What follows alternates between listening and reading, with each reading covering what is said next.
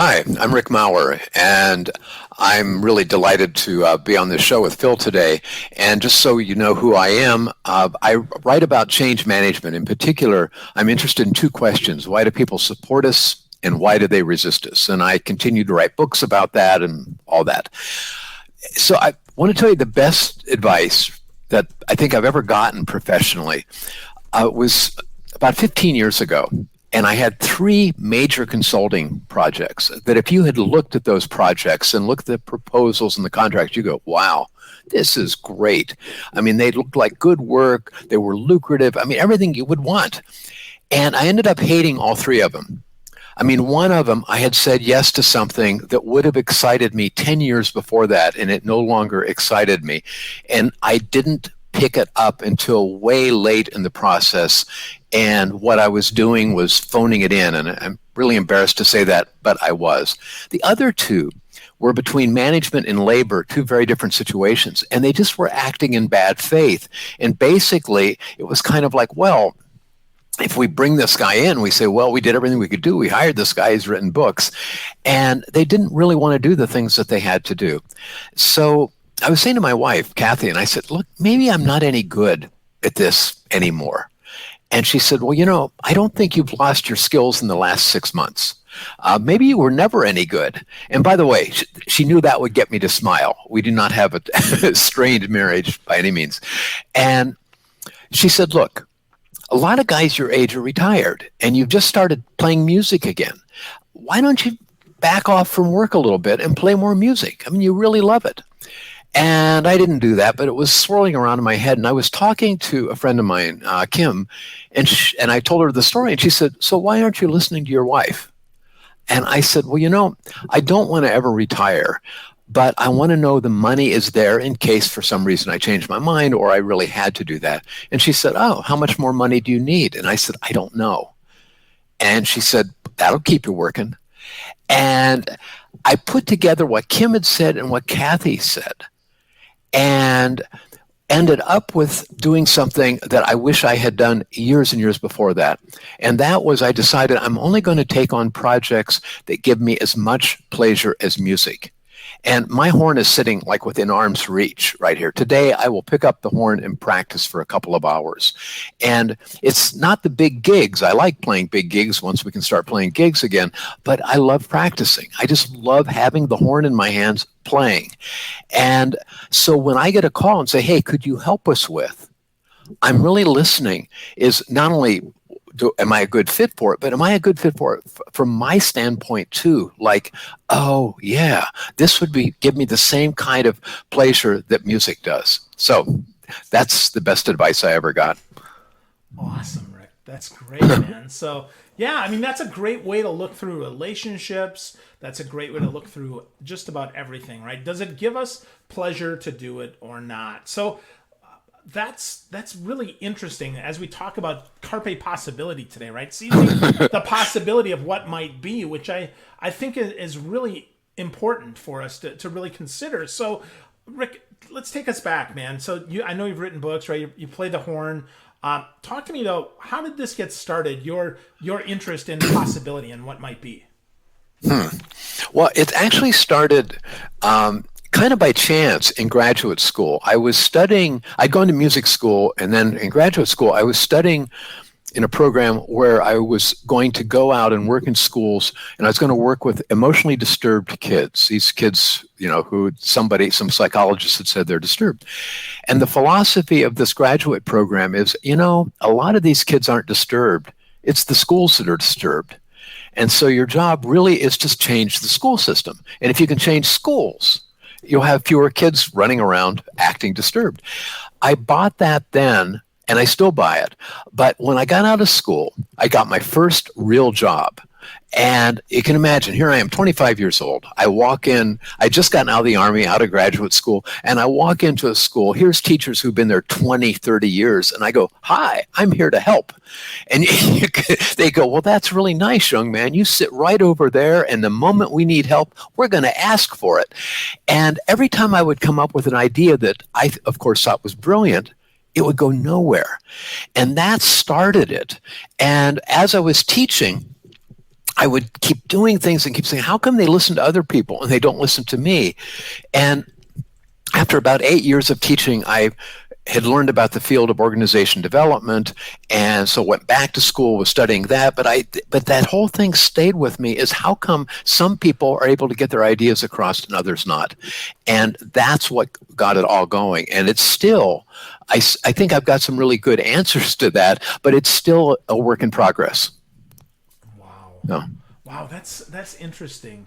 That ties nicely back to your whole, it's the school, and maybe I'm not so good, but I know that I am, and I've got insight here, right? I mean, even as a 25-year-old, I can only imagine how you still had value even though nobody was listening to you. So how did you crack that? Like, what was the first thing that you discovered there? Because that's so fascinating to me, because I started out going to school to teach, and I suffered from a lot the same, Rick. Yeah. How did I discover it? Well, a big thing that happened is a lot of my clients were really, in the late 80s, were really saying, man, we're facing a lot of change and a lot of resistance and blah, blah, blah, blah, blah. What can we do about it?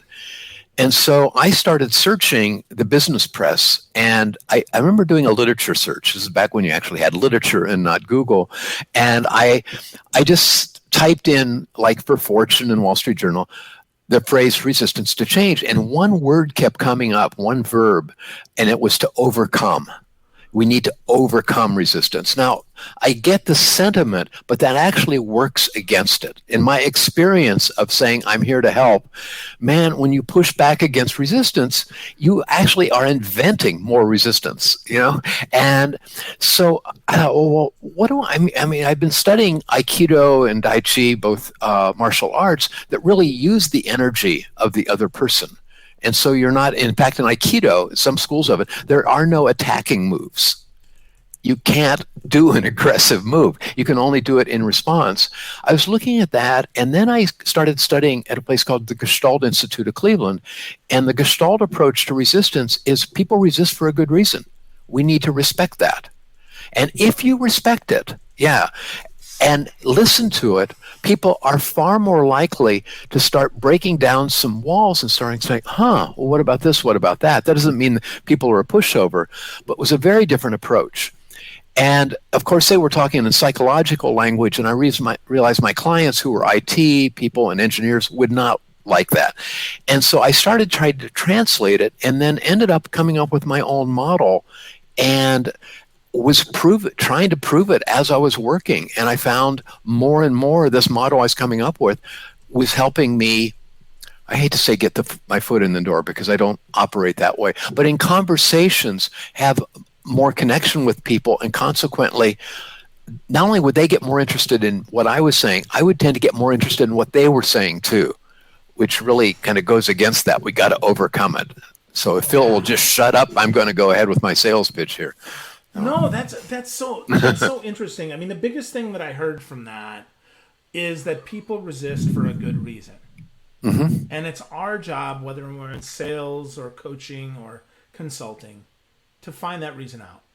Yeah. Right? So that we can actually be there for us or for them, right? So we can actually be present for them and be part of that. And it's interesting because if we get back to it, right? If we get back to what you said there, and the basis of your work, why do people support us and why do they resist us?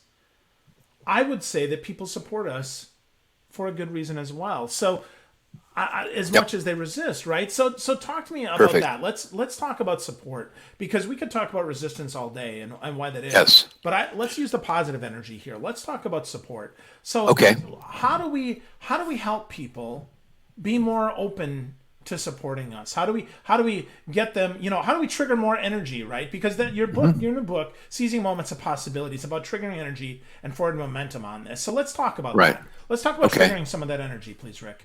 Okay, good. Do you mind if I start with the negatives just real quick, and then I'll move to the positive? Of course. Okay, Absolutely. It'd be real quick. Okay. What I ended up coming up with are 3 levels of resistance. And I only say level because level 1 is the easiest to work with. And here's what they are. These phrases I got from my editor, Leslie Stephen, and they basically are, I don't get it, I don't like it, or I don't like you. And all 3 of those can work against you. And I can say more about that. But let me move to the positive side, which is your question, is each of those has a positive counterpart. So what we need if we're going to influence other people, whether it's on a big project or a tiny thing just between you and one other person, people need to understand what we're talking about. That's level one. They need to like it. And by that, I mean, they're leaning in. They're going, oh, that's interesting. Yeah. What about this? What about that? They're engaged with it. And the third is they have sufficient trust and confidence in you to say, oh, okay, I don't quite get it yet, but I trust this person enough. I'm going to keep listening because generally they're on a good track for something. And those three kind of energies are always alive, either working for you or against you, always. And so it's in our best interest to be paying attention to those three things. So for instance, let's say, since we can see each other, let's say I was trying to influence you right now. If I start talking and saying, well, you know, the basic of the theory is da da da da da, that's all level one. And if I start to see your eyes going, or you're looking at your watch and go, I hope this is over, it's a signal to me that maybe I made my point. Maybe it's something else going on. And so I can start looking at the I like it or I don't like it. And I go, what would interest this guy? And does he even know me well enough that he would have enough trust in me for me to be talking about something? So those kind of things are always in my mind. And so the resistance and support are in the dance between you and me. I'm not saying, well, you know, Phil, he scores a 3 on da da da. It's not that at all. It's what's going on in this little field, this little relationship between you and me, or you and 1,000 other people. Ooh. So resistance and tension, right? The tension between I don't like it and I don't understand, right? We have to overcome that. We have to overcome the leaning in versus the I don't like it, and the trust and confidence versus the I don't like you. And that's so interesting because I agree with you that it's not about overcoming that. It's about understanding that, accepting that, and moving and trying harder maybe to do that. So to your point, let's break those three down because I think they're a key, and I do think they're really important and often misunderstood. So yes. First, I don't get it, right? I don't understand what the heck is this guy talking about. Let's start there. How do we do that without being condescending? How do we get people to understand without being like, hey, dummy, this is the stuff that I'm interested in. You should just listen to me. Well, right there, I mean, that last phrase is absolutely key to that once I've explained something, if I'm doing it in clear English or whatever language you're using, if I start saying more than that, I run the risk of treating it. You'll start to say, does he think I'm an idiot? So what do I need to do to say, hey, this is the best way to get from here out to the airport, just so you get it. And so that's what I'm paying attention to. If I start doing more than that, I run the risk of losing you. So the ways to do it, I mean, you can have people in the audience, or you can, if you have enough trust, you can ask people. But one mistake we make is we figure, all right, if Phil's resisting, he must not have understood it. I'll explain it again. And this time I'll use clip art. And so we often, and with the best of intentions, we keep overdoing the selling part, the talking part. And so the big thing is just make your case and shut up. Or ask questions. Hey, what do you think about that? That kind of thing. So, wow, those are things that often don't get done on sales calls. Often leaders don't do that because we fill the silence, right? We fill the silence with more noise instead of allowing people to process and to say, that's interesting, and then to ask a question themselves, or to your point, to ask them a question of, is this what you meant? Is this without so many words, right? Am I making myself clear without making you feel like an idiot? I think that's really, really key. Okay. Yeah. That's good. That's really good, man. So, thanks. Okay. So leaning in, right? It's easy if I'm looking at you, right? But if I turn my camera off and you can't see me, how do I know that you're leaning in? How do I know that you're not just like, well, I'm not really here, man? Well, it's harder. But one thing you can do is, is cut down what you're saying into little bite-sized nuggets. And you might even say, so Rick, does that make sense? So, hey, I've been talking for a couple minutes. What questions do you have? And you might get questions. You might start to get pushback. So does this mean we're all going to lose our jobs? Does this mean, which is starting to go to level 2 thing, but leaving a lot of space, as you were suggesting, just leaving a lot of space, but with some invitation for people to engage during that space. So just asking a direct question. Hey, I'd really like to hear from you. Is this making sense to you? If not, where am I being unclear, or things like that. But all I'm looking for at that level 1 is, do you understand it? It doesn't mean you're going to buy it or that you like it. It's just you understand what I'm talking about. And so I ought to be able. I have to keep cutting myself back from what I'm saying. So, which is so interesting. That's so interesting, right? Saying less actually says more, because we get people to really.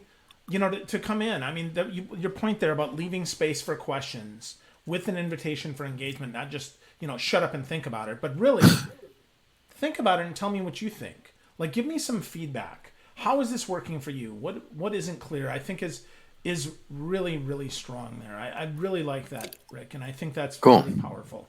Yeah. So now that we've got some understanding here, and we've got a little bit of leaning in, learning in, if you will, being engaged. Now we get to the interesting part, and this is the trust and confidence. And I would, I know just from my experience, this is not something that happens in a conversation. This is something that happens over the lifetime of the relationship. Yeah. Right. This is something that builds over time. But how do we start the trust and confidence? How do we start that? I mean, do we read them our CV, or what's the way that we start this? Yeah, that'd be the bad way. That's one way to do it, though. Well, first of all 3 of those are alive all the time. So I can't just start with facts and figures. I've got to be presenting it in a way. And let me tell you a quick story. I was working with a software development company. They were having an offsite retreat, and on Friday night they had a big gala thing. So a lot of people stayed up late and dancing and drinking. 8 o'clock Saturday morning, people had to make presentations to each other. And this one poor guy had the 8 a.m. slot. And I had nothing to do then. So I got up, got coffee, sat in the back of the room just to watch. And he starts presenting his idea. He clearly had thought it through his presentation. But during the entire 45 minutes, he was looking at his computer screen, and they could see the slides projected. He never looked up. And what he missed was, and that's a guy who really spent time preparing to make it clear, but he missed that, like, the guy in front of me was doing a crossword puzzle in the paper. Other people were moving to the back of the room to get coffee and pastries at 8 o'clock in the morning. That makes sense. But they stayed there and they started holding conversations, whispering. And because he's so much just looking at his screen, he's missing all of that.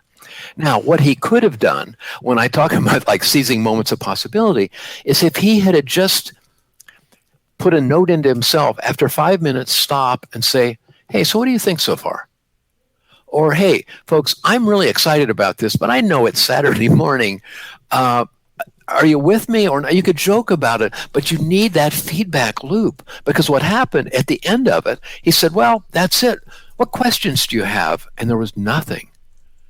And I remember he folded up his laptop and walked off. And I suspect the guy never had an idea what hit him. And the data was right in front of him. I mean, it was saying, bam, this is not going over. And it wasn't that he wasn't prepared, but he was prepared with his message and not prepared with engaging with the audience. So the more we can do that, the better off we are, I think. That's funny. Yeah. Being intentional about adding in some feedback loop time is a great way for new presenters and new leaders to really see what's going on and to see if what we're saying is resonating. And that is about saying less. That is about being present for that. Because I'll tell you, we used to call those the hangover session, Rick. It'd be the day after the conference party. When I was in corporate, it'd be like, you got the 8 or 8:30 slot, the breakfast bite at 7:15 after the conference party, and people are like, Yeah, I'm here, but and if you didn't engage, if you didn't ask, if you weren't present with them, the 7 people that did show up never heard you again because you were dead to them, right? And that's Yes, so exactly. wow, wow. Yeah. That's so interesting. That's so And the sad interesting. thing, and it sticks with me because I've made the same mistake. And the good news is that if we just step back, there are, I would say, literally hundreds of little moments of possibility when we could stop and ask a question, or we could really pay attention to, there's a lot of side conversations, or I seem to be losing them there. I mean, it's, man, if we're just focused on the data, it's like we've got this narrow laser-like vision and we're missing all the stuff that's going on around us. So, Wow, wow. That's so right on. That's so interesting because I've made that mistake too. I've been the presenter at the hangover session and failed miserably as well. yeah, And I hope I've learned from that. I do a lot more presentations now, so yeah, that's fun. So and one of the things you talk about in the book, I think will kind of blend it together, if you will, and that is the whole idea of thinking like a barista. I really yeah. think that's such a powerful idea here. So talk to us about how we do that as a leader, as a salesperson, as someone who needs to get our ideas through. Yeah. Well, the reason why I think the barista thing is important is, well, I thought of it, so it's, of course it's important. The reason I think it's important is that often we think, okay, I need to make my case, level 1, blah blah blah blah blah blah blah, and what we really need, and so what happens, like with change management or something big, there are so many details involved that we lose sight of the human part of it. Not because we're bad people, but we're just so busy. There's so many forms to fill out, so many things to get done. And what I think we should do is think of ourselves as good baristas. Now, my local coffee shop just reopened. I'm very, very happy. And I'll go down there and I'll get in line and there'll be somebody who orders a latte. And I've never heard anybody say, hey, give me a latte, but hold the milk. Because you can't do that. A latte is a blend of steamed milk and espresso. And when they're blended together well by a good barista, you can't tell where the coffee ends and the milk begins. It's this seamless blend of goodness. And that's what I believe our strategy should be, whether it's just you and me talking with each other or we're trying to influence 1,000 people in person or on Zoom or whatever, is how do we blend it together and not make it an add-on? Yeah, and on Friday we're going to have pizza. Well, there's nothing wrong with that, but the point is, how do we make this dreary meeting we're having on a Tuesday actually come to life? So that's for me, that's the key of it. So. Yeah. Yeah. Blend it all together, right? Bring it to life and don't let people know where it starts, where it ends, and just be one. I dig that a lot. So as we're going here, I enjoyed the book, and I want to talk to you a little bit more about that energy, though, because coffee is energy to me, but it's false energy. So how do we insert real energy into these meetings without seeming hokey, right? Because I'll tell you, Rick, personally, when people first met me, I had one of my dear friends who thought I was like a Pollyanna because I'm high energy all the time. That's just who I am. But Yeah. how do we help people see that and inject that energy without injecting that coffee energy, right? Without seeming fake. Yeah, that's a great question. How do we do that? I just need to collect my thoughts on that. One thing that really helps is I actually talk in the book about these pockets of energy, and the first one is really important, and that is that people feel a sense of urgency for what you're talking about. So if they don't feel a sense of urgency, then you're talking about the details of what it's going to look like, and all of that doesn't make any sense. You're already trying to engage them. You're trying to engage them at a point where they aren't.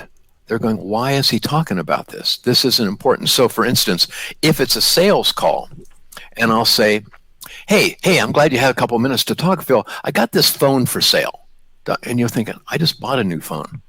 And this phone is great. I mean, and it does blah, blah. And I'm going into the features and benefits. And not only that, you don't even have to be on the call. It'll talk itself. It's just blah, blah, blah.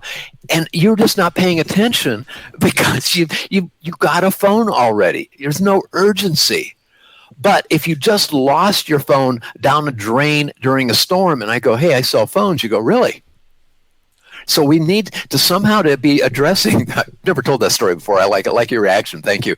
That we need to be willing and have ways to get people as either as excited or as afraid as we are to say, God, yeah, what are we going to do about that? Because you can get other people saying, what are we going to do about that? And I'd be glad to give a couple of examples, but that's what I would do. Well, let's definitely give some examples. But one of the things I want to share on that, because I know urgency is a great driver for decision making, but we have to remember that it's not our urgency as the deliverer, but it's your urgency as the receiver. That's the most important thing.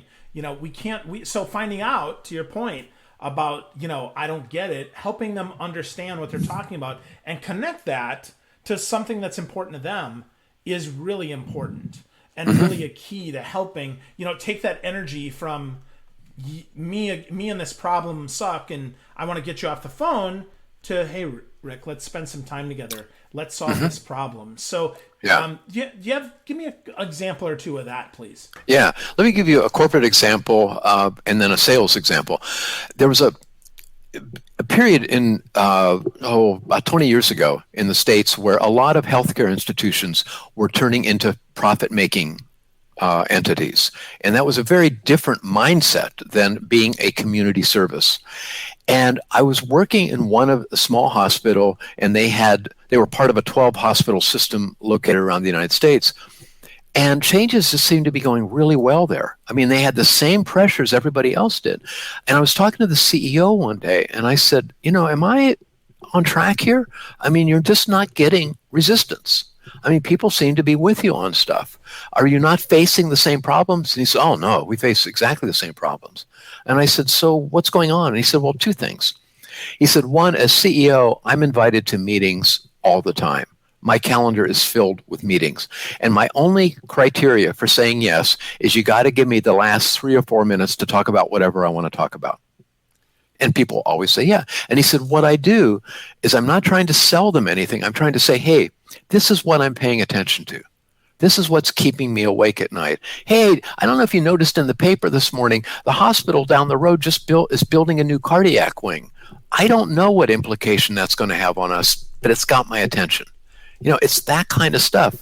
And then every 3 months, everyone affiliated with the hospital got a 1-page quarterly report. And it was just 3 graphs. How are we doing on patient outcomes, the percentage of people who get better? How are we doing on client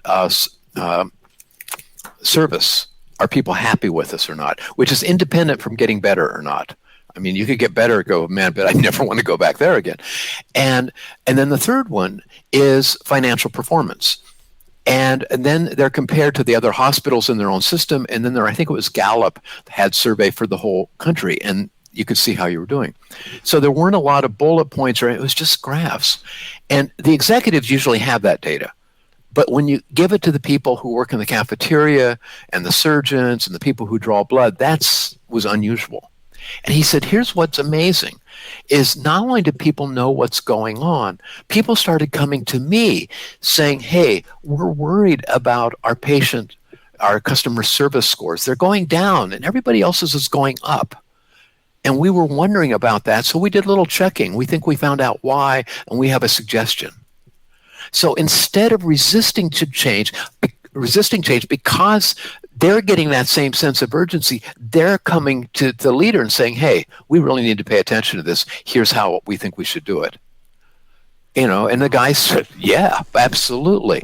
So there's a real power in bringing people in and letting them see, wow, look what's going on. Good news and bad news. Yeah, well, that gets really back to your 3 points that you talked about there. But first, you've got to understand what we're talking about. There's 3 points that are most important to an executive, right? Profitability, of course, right? Let's be clear. Always important. But customer sat, patient sat, client sat, whatever, satisfaction matters. And then also, right, did we actually fix the problem? Like, did we deliver on our Yes. promise? And that's often the one that gets missed. But I love the simplicity of that, because if that's all you're talking about, if those are the three things every quarter, every month, every day, every meeting, here we go, bang, bang, bang, every time, this is it. Yep. And then here's, I'm paying attention to this because it likely relates to that. Then people lean in. Oh, that's interesting. Yeah, absolutely. Right? That's it. Right now, I'm engaged. Yeah, and what you helped me remember is, one, the beauty of the simplicity of that, and the simplicity isn't three dinky little points. There are three key things that drive a business. Big rocks. Yep. Yes, yeah, and just the power of that, and how it gets reinforced is something that's just missing in a lot of places, and it's absolutely avoidable. But you got to trust people with information. By the way, I want to give a sales example. Neil Rackham wrote a book a number of years ago called Spin Selling, and he got hired by some company. Said, I want you to follow our best salespeople around, and I want you to find out their closing techniques. So for any of your viewers who aren't in sales, a closing technique is, what are your things you're closing to try to get the people to buy? So how many of these cups would you like today? That kind of thing. And there's hundreds of them, and a lot of them have names and that. And it's been around since probably the early part of the 20th century. So he followed the better salespeople around, and he gets together with the executives, and he says, so what did you learn? And he said, they don't use closing techniques. He said, no. He said, what did they do? And he said, I told you what they do. They go in, they ask a lot of questions, they are creating relationships, but they don't try to close a sale. And he got fired. But from that, he said, no, I'm on to something. And he ended up kind of creating his own business and writing this book, which I think is brilliant. And the better salespeople, I'm not talking about you need to buy a new toaster and you need it by tomorrow morning, and you say you're going to go out, and then that's a different thing. But it's the kind of big thing that people go, it's that big thing where the relationship and really listening to what they need, as well as what you're trying to deliver, really makes a huge difference. And better salespeople will go, well, yeah, that's what you do. But I'm amazed at how many salespeople don't do that, and also how many change people forget that kind of wisdom that we could learn from the better salespeople. So. I love that. And I totally agree. It's about listening. It's about sharing back. It's about reflecting. It's about leaning in, right? And giving our energy to the solution instead of the problem in many cases, and helping people get there so that they can develop that trust and that confidence. Yeah. Because sometimes the solution isn't available, right? Sometimes the real solution we don't have access to. Sometimes we just have to take a step towards it, and we don't always get the whole thing. Mm-hmm. So that's so interesting. A lot of stuff there. Rick. I really dig that. I really enjoy this is what I'm paying attention to, the leaving space for questions. I think that's really important. The big thing that I'm getting from you here today is that we really have to understand why people are either resisting or why they're open to the change, so that we can be with them. So how do we seize it, Rick? How do we, how do we carpe possibility as we're in this home, man? How do we seize the possibility that's in front of us and actually embrace the change and make things better? Okay. Well, unless you're doing it already, I would say start small. I would start with tweaking what you're already doing. I mean, there are consultants who will say, oh, we're going to bring hundreds of people together and do da-da-da-da-da. And some of that can be really valuable. But if you haven't done that before, that's not the place to start. So what I would start with is that meeting you got on the schedule tomorrow morning, and you go, oh, it's Wednesday again, or whatever, and we got to do that meeting. Why is it so deadly? And what's one little thing that you could do that might make a difference in energy without making big changes? You're not going to change the hall. You're not going to bring in pizza. You're not going to do any big thing. But what's a tiny thing you could do without adding time to the meeting? So, for instance, we never leave time for question and answer. Or we never really have a call to action at the end of the meeting saying, okay, so we've decided A, B, and C. So by the next time we meet, we're going to have made this kind of progress and that kind of progress. That kind of call to action, which is essential. Or it might be, in those meetings, I do 90% of the talking. What if I make sure that I only talk for X number of minutes and then leave it open for questions or to hear from other people? I mean, and what I would do is start small so it can be an experiment. So if it doesn't work, there's no harm done. But you're starting to get comfortable, hopefully, with this notion of engaging people in a little bit different way. And if you have a lot of guts, just ask somebody over a cup of coffee, say, hey, what do you what could we do to make that meeting just a little bit better? I honestly, I would start right there. I would actually start before that. I would start with what Yogi Berra, the great philosopher and he played baseball too, I hear, said is you can observe a lot just by watching. And I would just start today by going into a meeting, if you're not the one in charge, and watching energy. Just watching it. It's fun to watch other people, dig holes for themselves. And it's also fun to see, wow, how come when Phil's speaking, people are taking notes, they're literally leaning forward. What's he doing? What's going on there? And so that's a great place to start. And then I would start just by these little tweaks before you ever go into the really big things, because you can just get really scared really quickly if it's this big thing and man, there's just too much writing on it. So. Wow. Great tips to bring us home, Rick. You start small, first by watching, paying attention, taking notes, observing what's there. Be like Yogi Berra, right? I love that. Really cool. And then think about one thing you can change in the next meeting that you dread. How can you change the energy without adding time to the meeting? I really, really love that, Rick. That's a great way to take us home here. Your book is fantastic, by the way. Congratulations on that. If you want to get to know Rick more, visit rickmaurer.com. That's MAURER.com. You can get his book. He's giving it away for free, if you can believe that. Seizing Moments of Possibility. It's fantastic. Easy read, applicable read, which is what I love. Rick, but if you had a favorite place, if people want to give you feedback, if they want to connect with you more, where would you like them to go? Sure. Well, two things. One, I have an account on LinkedIn, and if you do Rick Maurer, you'll get it. There, I think there's another Rick Maurer, but you'll see my picture. It's not a hard one. It's not a common name. It's not hard to find. The other thing is they could just do rick@rickmaurer.com, and an email would get right to me. Cool. That's great. Well, thank you for sharing some of your energy today, my friend. I learned a lot. I know we shared a lot, and hopefully we added some urgency for folks so that they can understand that it doesn't take a lot of effort, but it does take a lot of attention to shift the energy and the carpe possibility. Thank you, Rick. I really appreciate it. Yeah, thank you, Phil. This has been great. I've really had a great time. Thank you. Bye-bye.